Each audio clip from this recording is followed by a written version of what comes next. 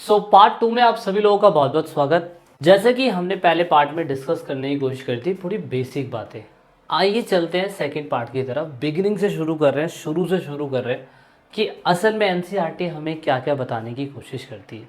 आप सभी लोगों को सेटलमेंट्स के बारे में काफ़ी अच्छी तरीके से काफ़ी अच्छी जानकारी मिल चुकी थी कि सही मायने में इंडस वैली सिविलाइजेशन आज से कई हज़ार साल पहले बसी हुई थी, लेकिन ऐसी सिविलाइजेशन थी जिससे हमें एक चीज़ तो क्लियर हुई थी कि सेटलमेंट जो थे, ये जो सेटलमेंट थे, ये पूरी तरीके से उस टाइम पीरियड पे कृषि पर बेस्ड थे। ज़्यादातर लोग एग्रीकल्चर जैसी व्यवस्थाएं किया करते थे, ज़्यादातर लोग मिट्टी के ही बर्तन बनाया करते थे।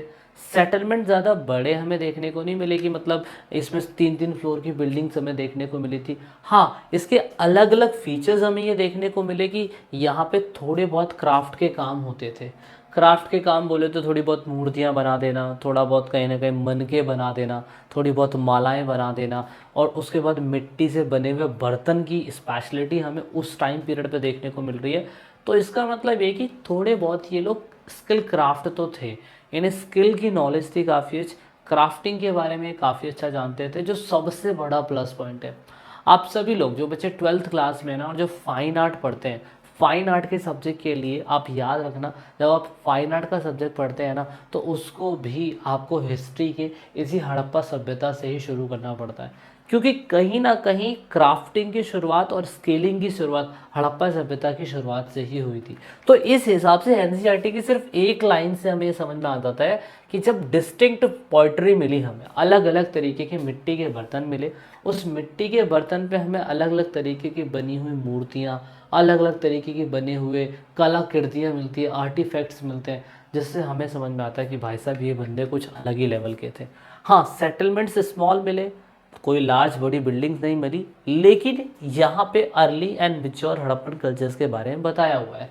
इसके ऊपर थोड़ा सा फोकस क्या करेंगे, सिर्फ और सिर्फ आप इस पे फोकस करेंगे कि मिच्योर हड़प्पन साइट्स कौन सी थी। सिंध बोले तो पंजाब, और सिंध बोले तो क्या कहते हैं पंजाब, और चौलिस्तान आई थिंक हरियाणा और पंजाब के कुछ पर। सिंध आपका हो गया क्या कहते हैं पंजाब के आसपास का इलाका, और चौलिस्तान आपका थोड़ा बहुत पाकिस्तान के आसपास का इलाका हो जाता है। तो इस हिसाब से ना, इस हिसाब से आपको थोड़ा सा बेसिक समझना है कि सेटलमेंट्स हमें कौन कौन से और कहाँ कहाँ पे मिले। 65 सिंध में मिल गए, और उसके बाद चौलिस्तान में 136 मिले, लेकिन टोटल नंबर ऑफ साइट्स 239 और सिंध के अंदर 106। एनसीईआरटी ने एक बार ये पूछ भी लिया था कि बताइए कि टोटल साइट्स कितनी मिली। अब भाई इतनी बड़ी पाकिस्तान है, इतना बड़ा इंडिया है, अब उसमें सेटलमेंट्स छोटे छोटे सेटलमेंट्स है, पर साइट्स कितनी मिली इतनी आपको नॉलेज होनी ज़रूरी है। इसीलिए तो ये कॉलम दिया जाता है कि बच्चों को पता होना ज़रूरी है कि कहाँ पे टोटल साइट्स मिली, अर्ली टाइम पीरियड पे कितनी मिली थी और मिच्योर टाइम पीरियड पे कितनी मिली। अर्ली टाइम पीरियड वही 2600 बीसी से पहले वाला टाइम पीरियड, और मिच्योर टाइम पीरियड वही कि 2600 बीसी के बाद का टाइम पीरियड। तो इस हिसाब से हमें ये समझ में आया है कि इंडस वैली सिविलाइजेशन, जिसे हम सिंधु घाटी सभ्यता बोलते हैं, उसमें टोटल सेटलमेंट चौलिस्तान और सिंध के अंदर अलग अलग थे। अब सोचिए कि इतना बड़ा सोसाइटी, इतना बड़ा सेटलमेंट अलग अलग जगहों पे हो रहा है, तो इन बंदों में कुछ ना कुछ तो खासियत थी, कुछ ना कुछ खासियत थी जो आपको एनसीईआरटी बताने की कोशिश कर रहा है यहाँ पे। अब क्योंकि ये लोग मानव जाति से अपने आप को डेवलप करके इंसानी रूप में ला चुके थे, इन्हें समझ में आ चुका था कि भैया लंबे समय तक हंटिंग नहीं चलेगी, मांस सड़ जाता है, ठंडी के टाइम पीरियड में काम आ जाता है, लेकिन बाद में तो बच्चे और बीबी और बूढ़े में बुढ़ापे में लोग मर ही जाएंगे, और बीवी बच्चों को खिलाएंगे क्या। इस हिसाब से हिस्टोरियंस ने पता लगाया कि शायद से ये लोग 3-4 चीज़ों से ही उस टाइम पीरियड पे हंटिंग या गैदरिंग किया करते थे। तो ये थोड़ा सा आपको वैसा दिखाई दे रहा है, लेकिन मैं आपको बता दूं कि ऐसा कहा जाता है कि अर्ली टाइम पीरियड पर जब इंडस वैली सिविलाइजेशन के लोग कहीं बसे होंगे, कहीं रुके होंगे, तो ऐसा नहीं है कि उन लोगों ने हंटिंग करना छोड़ दिया होगा। लोगों का उस टाइम पीरियड पे subsistence strategy of the people, यानी कि कैसे चीज़ों को निर्वाह करने का तरीका था, वो आप देख सकते हो। जैसे नंबर 1 था हंटिंग एंड द कल्टीवेशन, उसके बाद पेस्टोलिज्म एंड डिस्ट्रीब्यूशन, ये सबसे ज़्यादा इंपॉर्टेंट है। हंटिंग, क्या हंटिंग करना छोड़ देंगे? नहीं। अगर ये लोग उस टाइम पीरियड पे, आज से 2600 नहीं, अगर मैं 0 से 50,000 साल पीछे जाऊंगा तो आग का आविष्कार हो चुका था, और उस समय खेती वेती नहीं करते थे, लेकिन शिकार ही करते थे, मांस पका के खाते थे।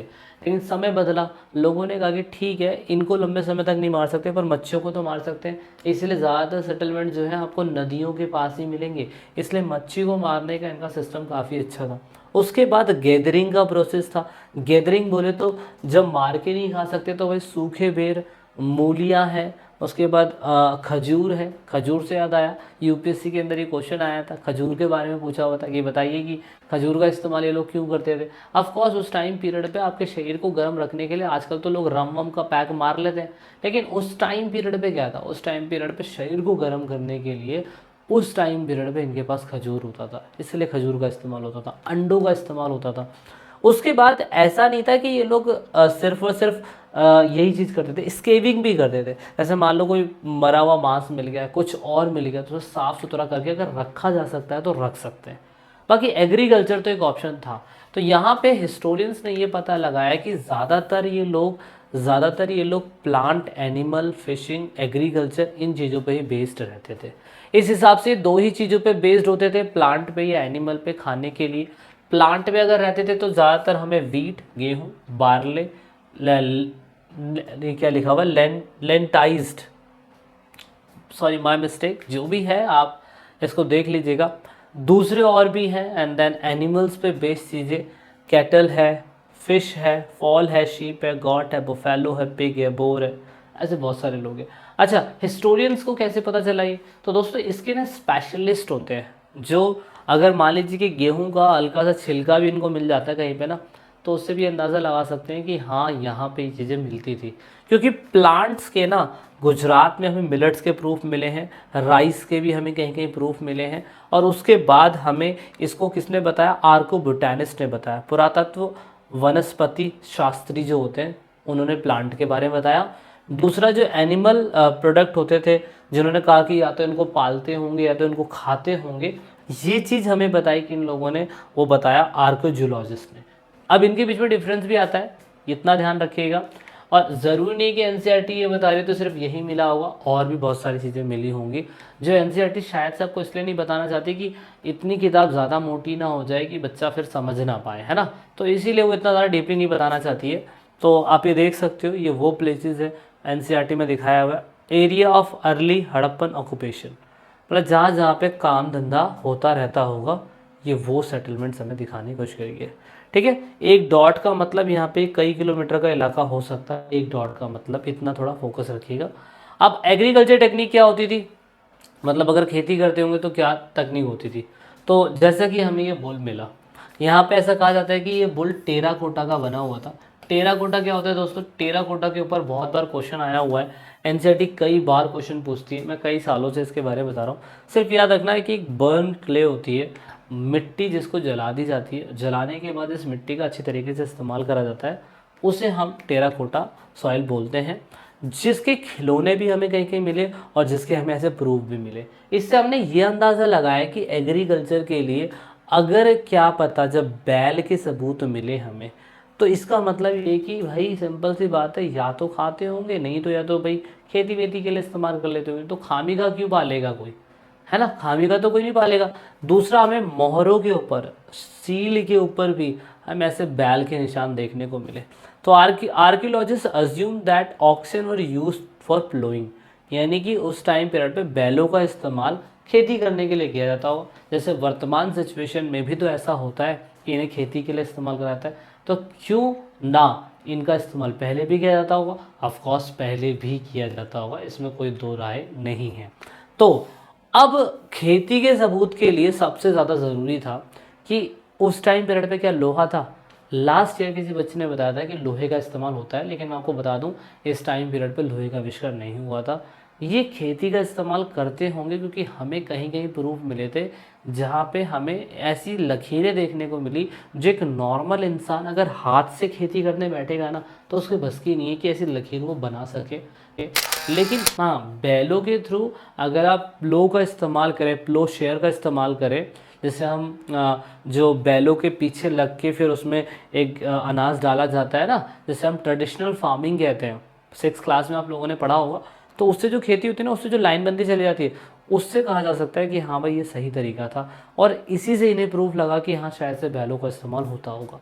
अब ऐसा हम और ज़्यादा प्रूफ हमें कैसे मिलता चला कि एविडेंस हमें मिला, हमें जुते हुए खेत मिले, यानी कि प्लोड फील्ड मिली, हमें कहाँ मिली, लोकेशन मिला हमें फाइनली चौलिस्तान पाकिस्तान में, बनावली हरियाणा, कालीबंगन राजस्थान।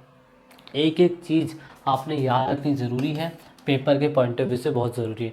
प्लेसेस कैसे थे जहाँ जहाँ पे प्रूफ मिले, सैमिड एरिड जोन खेती के लिए सबसे इंपॉर्टेंट है। क्लास 12 की ज्योग्राफी जब आप लोगों मुझसे पढ़ोगे तो मैं बताऊंगा semi arid zone primary agriculture वाला पार्ट है, और वो पढ़ेंगे तो उसमें आपको समझ में आएगा कि हाँ भाई सेमी एरिड जोन ये है।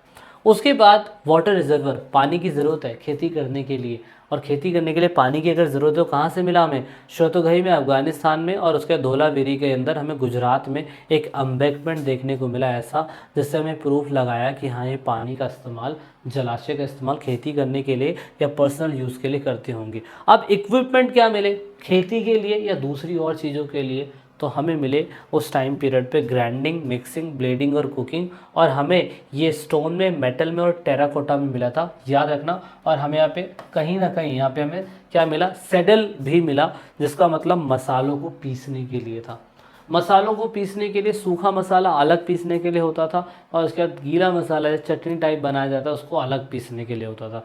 लेकिन याद रखना, जो भी हमें सबूत मिले या तो हमें स्टोन में मिले या तो मेटल में मिले, और मेटल के कौन से मेटल में मिले, या तो हमें उसे टिन में मिला और या तो हमें कॉपर में मिला, हमें लोहे में कुछ नहीं मिला, याद रखना, ठीक है। उसके बाद टेराकोटा तो हमें पता ही है, टेराकोटा से हमें बहुत सारे औजार देखने को मिले, खिलौने देखने को मिले, टेराकोटा से बहुत सारी मूर्तियां देखने को मिली।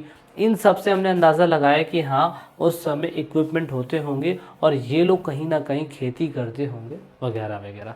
अगर आप इतना बेसिक समझ पा रहे हैं ना, इसका मतलब ये है कि ऑफकोर्स आपको ये चैप्टर समझ में आ रहा है। बहुत बेसिक है, बहुत शुरुआती समय की बात बता रहा हूँ मैं, और ये ऐसी चीज़ है जो आपको समझ में आ सकती है कि यार खेती अगर हो रही है तो प्रूफ तो मिलेंगे मिलेंगे।